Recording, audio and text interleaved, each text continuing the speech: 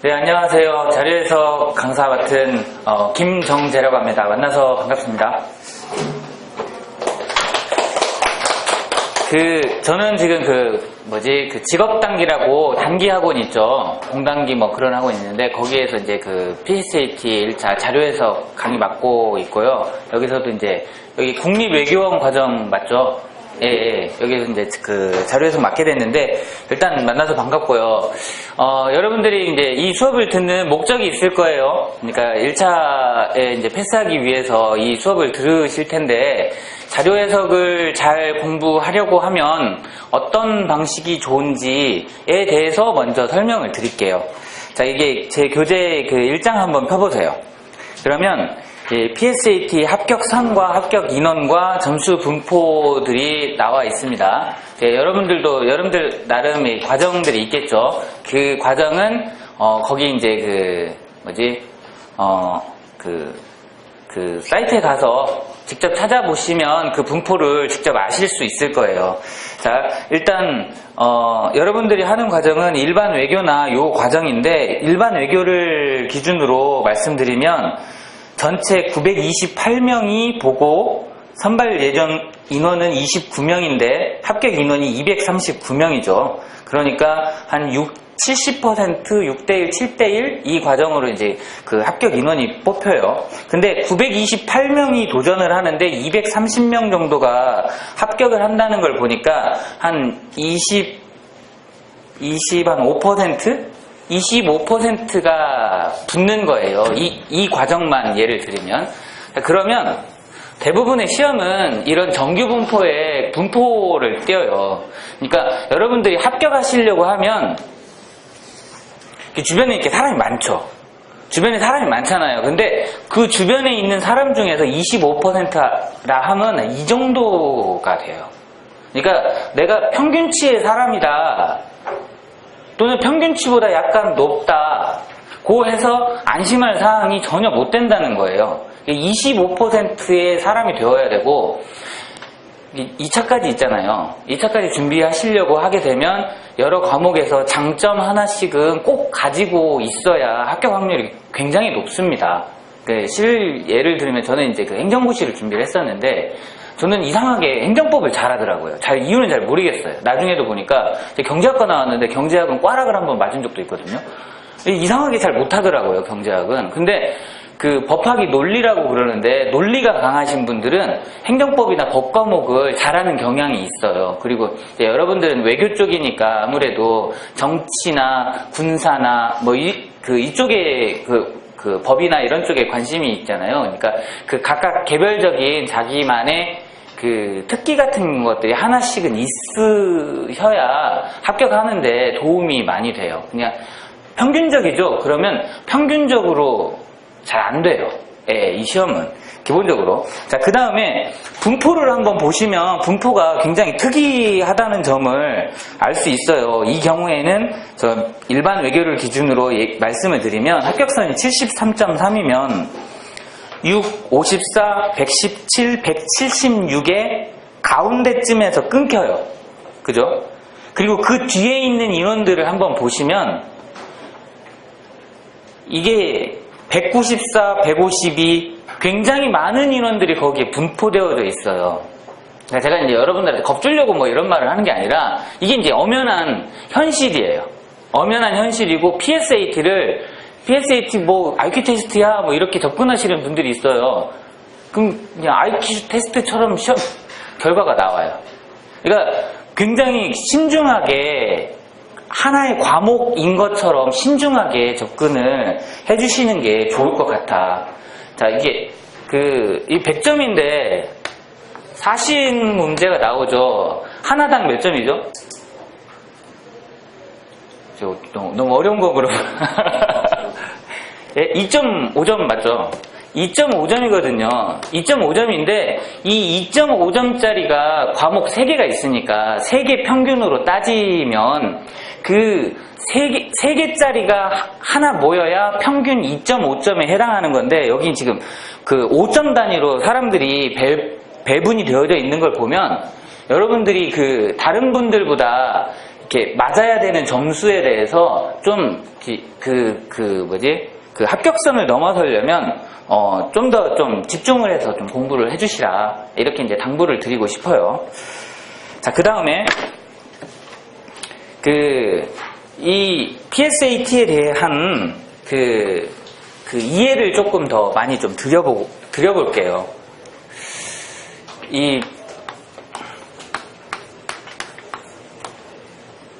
저보다 영어를 아마 다 잘하실 것 같아요. Public Servant Aptitude Test죠. Aptitude라는 말에 뜻이 있어요. Aptitude는 적성을 보는 거예요. 그러니까 어떤 사람은 사람을 만나서 이야기하는 걸 좋아하고, 어떤 사람은 그림 그리는 걸 잘하고, 그런 적성을 보기 위해 만들어진 시험이에요. 근데 이 시험이 굉장히 특이하게 옛날에 암기형 시험과는 차이가 나는 부분이 있어요.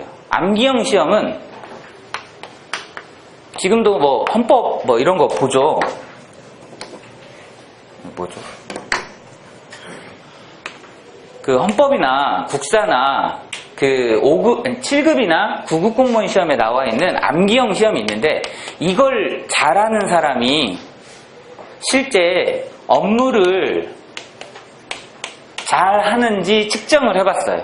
그랬더니 이 암기형 시험을 잘하는 것과 업무를 잘하는 거의 상관관계가 높지 않대요. 그러면 이게 무슨 말이냐면, 암기 시험은 암기를 잘하는 사람을 뽑는 거지, 실제 일을 잘하는 것과는 상관관계가 그렇게 별로 없다는 거예요. 근데 이 시험은 암기를 못하고 애프트가 높은 사람을 뽑았더니, 애프트가 높은 사람은 업무를 잘하더라 라는 상관관계를 얘네들이 본 거예요. 근데 이게 또 무서운 건 뭐냐면, 애프트가 높은 사람은 어떤 사람이야? 이런 거죠. 자료를 누가 잘 이해해? 그러면 원래 자료를 잘하던 사람이 자료를 잘해요. 자료를 못하던 사람은 자료를 못하고요. 무서운 거예요. 왜냐면 그게 무슨 말이냐면, 해도 안 된다는 거예요. 어떤 의미에서. 애프트가 없으면 못한다는 이야기가 내포되어져 있어요. 그러면 애프트를 잘하던 사람은 잘하게 되고 못하게 되는 사람은 못하니까 할 필요가 없을 수 있잖아요. 그죠? 저의 이제 사례를 예를 들어볼게요. 제가 이 애프티튜드 테스트가 맨 처음에 들어왔을 때, 제가 이제 헌법 시험 같은 경우에는 거의 뭐 쥐잡듯이 공부를 했으니까 거의 한 개 틀리고 막 그랬거든요. 그러면 100점 만점에 하나 틀렸으니까 40개 단위로 막 97.5 막 이렇게 나와요. 근데 이 시험은 100개 40개 있는데, 제가 이 시험 맨 처음 도입된 해에 시험을 딱 봤는데 종소리가 들렸어요. 40문제 중에 저는 22번을 풀고 있었어요. 실제 그게 몇 회를 거듭하죠. 거듭하고 이걸 다시 했더니 제가 저는 이제 시험 보고 나서 합격하면 성적을 잘 확인을 안 해요. 합격한 거 자체가 중요하니까. 근데 이게 합격을 했었어요. 합격을 한 걸 보면 이게 안 되는 건 아니고 되기는 해요. 근데 마인드 자체가 굉장히 중요해요. 이 애티튜드 테스트를 하기 위한 마인드를 갖추셔야 돼요. 여기에서 요구하는 사항들이 뭔지를 잘 파악하시고 인정하신 다음에 그걸 내면화 하셔야 돼요. 내면화 하시면 이 시험은 다 제가 보기에 언어는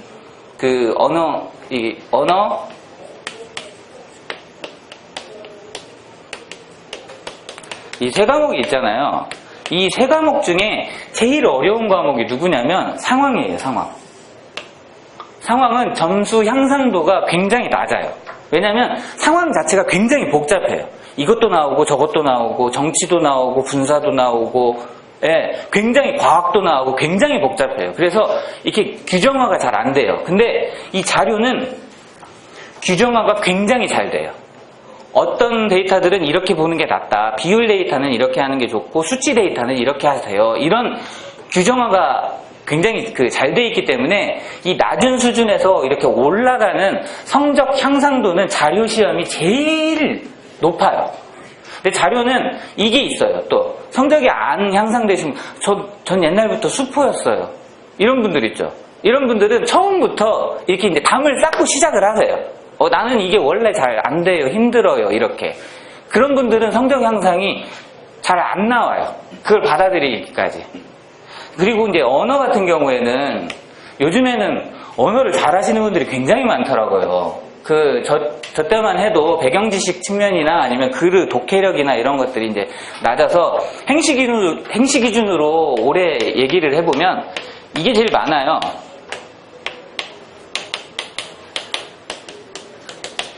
올해 일반행정 기준으로 요 분포가 제일 많습니다. 언어가 90, 자료가 80, 상황이 70.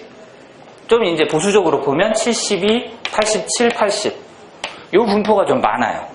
그러니까 언어는 잘하시는 분들이 꽤 많아졌어요. 예전보다. 그리고 논리 부분이 좀 쉬워지다 보니까 글의 이해력 부분에서 요 정도로 하시는 분들이 많아졌고, 그 다음에 이제 자료 같은 경우에는 이거 일반행정 기준입니다. 여러분들 기준 아니고, 근데 이 분포를 좀 밑으로 이렇게 돌리시면 여러분들 분포가 나와요. 자료는 한 80 정도로 보시고 상황은 좀 어렵습니다. 그러니까 상황을 내가 34개 정도 풀었다. 그러면 잘한 거일 수 있어요. 근데 언어를 내가 36개 풀었다. 그러면 못한 거에 속해요. 그러니까 그거 이제 잘 분류를 좀 해주시면 좋을 것 같아요. 그래서 이제 일반 외교 측면에서 여러분들 받은 일반 외교가 커트라인이 73.33 이렇게 나오잖아요. 그럼 이게 이제 무슨 말이냐면 몇 개까지 보는 게 좋냐면 32개 있죠? 32개를 다 맞추면 이게 80점입니다. 80점. 그죠? 여기에 보통 보게 되면 옳은 거, 옳지 않은 거, 틀리는 경우나 또는 A는 B보다 크다는데 나는 B보다 A를 큰 걸로 봤다든지 다른 항목을 그런 틀리는 문제들이 보통 보면 한 두세 문제 있어요. 자기도 나중에 보면 왜 틀렸는지 자기도 몰라요. 예, 자기도 모르는데 틀려 있어요. 그런 문제들이 이제 오류가 나는 현상들이거든요. 요건 이제 학습을 통해서 개선할 수 있는 부분이에요. 이것들은. 그래서 정답률을 90%까지 높이면 이거 여러분들 그건 아닌데 32문제에 90%면 몇 개 정도 되나요? 예. 이 A의 1%가 3.2개죠. 32에서 3.2개 정도 뽑으면 28.8개 정도가 나오죠. 요 정도의 개수를 맞출 수 있고 28.2개 되면 70점대 초반에 70점대 초반의 점수가 나오게 되는 거죠. 그러니까 이 33개에서 34개 정도 푸시고 그 다음에 정답률을 90에서 95%로 유지하시면 합격하는데 큰 무리 없다. 이렇게 이제 판단하시고 개별적인 이제 시험 상황에 따라서 이제 보다가 판단해 주시면 괜찮을 것 같아요.